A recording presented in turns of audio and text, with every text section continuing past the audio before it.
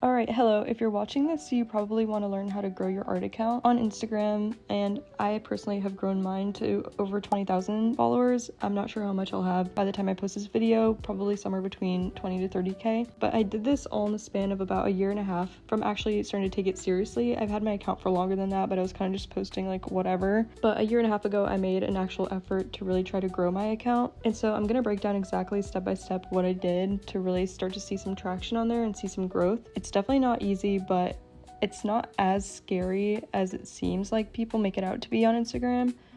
A lot of people say that growing on Instagram, especially with an art account, is kind of impossible, but I hope that I have some solid steps here to share that can actually help to build your account up. So essentially, I did some research on how to actually grow my Instagram account before really jumping into it by watching a bunch of like other more professional social media people explain their advice, and I just translated all that advice to my art account.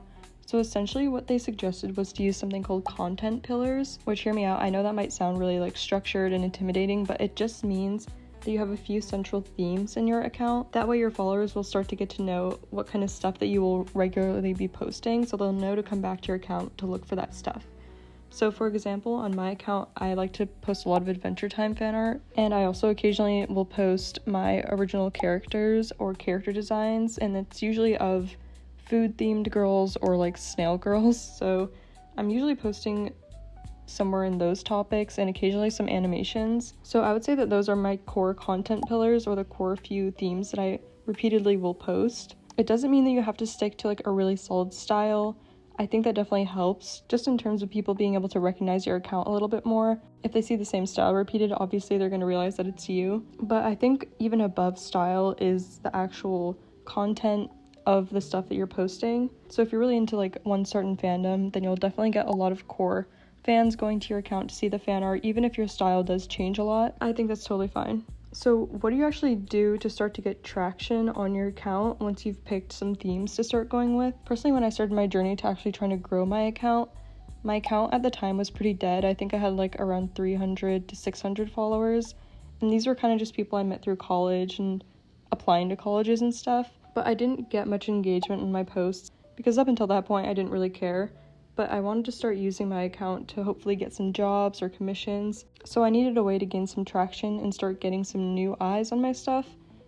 And an easy way to do that without having to like hack the algorithm or like post a bunch at first is just to follow people. I feel like this is super underrated, and I don't know if it's just because of like how people view if you have like a high follower count. I feel like a lot of people think that it's like bad to have a high follower count or like lame. That doesn't make a lot of sense to me. To me, it's like you have more connections if your following count is high. So I don't know, that doesn't really make much sense to me. And plus, if you go and you follow people that you actually are enjoying their art and engage with their stuff, they're likely to go and click on your account, especially if you're posting and you're being active, and they will follow you back and also engage on your stuff. And this kind of jump-started the algorithm, at least for me, because I got a bunch of new people onto my account who were liking and saving my posts. And if you didn't know, Instagram specifically pushes your stuff out into the algorithm once it's able to categorize what your account is. So once you start posting consistently enough, they'll say, okay, yeah, this person is an art account, so they're going to start pushing it out to people who already engage with other art accounts. And because of your content pillars, more specifically for me, for example, they'll be able to push it out to people who really like Adventure Time fan art. And since it's like so niche, the people who are seeing that are probably going to come and engage and follow, because there's not like a ton of Adventure Time fan artists out there. So whatever you're posting, it can be good to niche down so the algorithm can actually label your account and figure out who to send it to so that they'll be more likely to engage with your stuff, if that makes sense. I'm kind of all over the place right now. But yeah, so following a bunch of people, you will definitely get some follows back. And I think this is just a great way to start up the traction on your account. And from here, all you have to do is pretty much just post consistently, which obviously is easier said than done, especially as somebody with ADHD. I know how hard it can be to stick to a consistent schedule. But for me, I think I had to sit down and really think realistically, how often would I be able to post? And obviously with the algorithm, the more that you can post, the better. So my drawings usually only take me about 15 to 30 minutes each to make. So I thought that posting once every 3 days would be a realistic schedule for me to stick to. And I've been doing that, give or take, for about a year and a half. There's been like some months where I've been off because I'm busy, but pretty much for the whole 1.5 years, I've been posting multiple times a week. And since it's been pretty consistent on the types of subjects that I'm posting, Instagram's algorithm has really been able to categorize me well and push it out to the right people. So this part's pretty much up to you on how realistic you want to be with picking a schedule that you can stick to based off of how long it takes you to make your artwork. Obviously, if your art takes 4 hours to make, like, you don't want to be burning yourself out by trying to post multiple times a week. Or you could also consider possibly switching up your strategy and making posts that are more achievable to make in a shorter amount of time. You could maybe simplify your style a little bit. So this is going to be up to you, but I will say that the more frequently you can post, the better, as long as you're not like completely spamming. But 3 days has been a perfect amount for me, but I would maybe aim for, on average, at least posting once a week. That way the algorithm can actually categorize your stuff and be able to push it out as soon as possible. And the last tip I'm going to give you that really helped gain a bunch of followers on my account is actually using something called trial reels. I've heard a lot of people talking about this, and there seems to be like different opinions on how trial reels actually work and the misconceptions of them, but I've been using them for a while now, and essentially what they are is that you can post a reel to Instagram, but it's not shown to any of your current followers. It's only shown to people who are not following your account yet. That way it's all fresh eyes that are seeing that video, and it also just takes the pressure off of it, so that way if you're experimenting, the people who are already following you aren't going to see it right away. So the thing is, with my art, I'm usually only posting illustrations, which are obviously still images. So how do you translate that into actually making that into a video format? Because Instagram favors videos right now, it favors reels, it pushes them out, it gets way more views than just carousels, which are just the photos. So the way that I do it is I just go into CapCut, which is a free app, and I put in a few drawings of mine into a video. So I'll hold each drawing for like 1 second, and then I'll just add a random caption on top of it that pieces all of the illustrations together. I'll put some examples up on screen of what I mean, but essentially this takes out the work of you having to do extra stuff to create a video.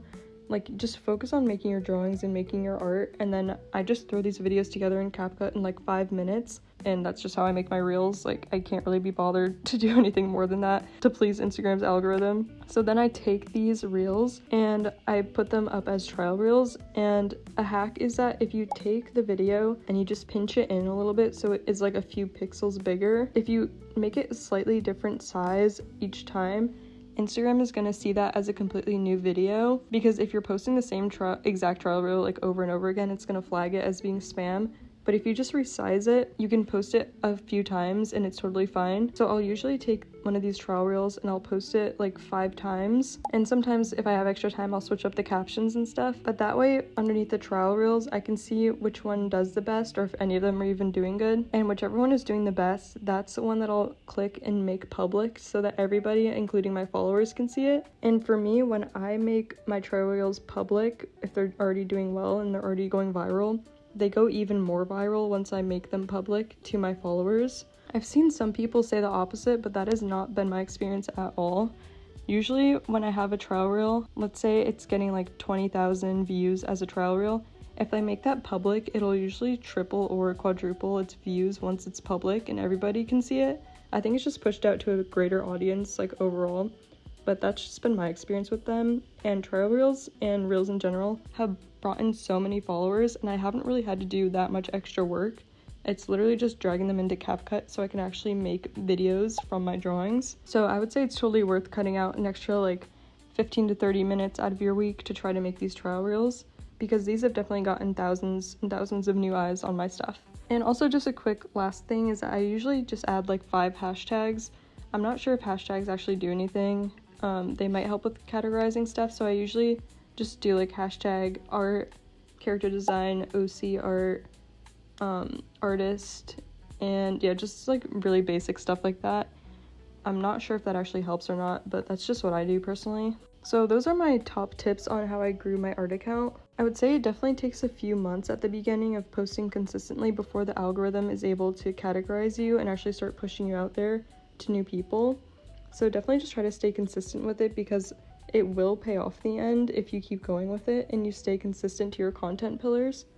And if you're someone who's just like, I hate the idea of staying that consistent with just a few things, I'm not saying that you have to just stick to that. That's just what I did personally to help me. But I know tons of other artists who kind of are all over the place, but they have a really appealing style, and that's why people follow them. So I think everybody's like social media growth is going to be individual to them, but I hope that sharing my experience and giving some actual concrete tips will help somebody out there. And I guess just for the record, I also shared how to do this with my boyfriend, and his account has also grown to like almost 20,000 followers on Instagram too, and he's also just sticking to a few content pillars, and it kind of just takes out the stress of thinking like, what am I going to post today? There's a million options. Instead, you just know that you have a few default things you can always go back to, and as long as you make your content pillars stuff that you're actually enjoying, you're never going to get sick of making content and making your drawings. And yeah, I hope that these tips helped somebody out there. Let me know if these made sense in the comments. This is one of my first videos, so I'm kind of all over the place. But thank you so much for watching.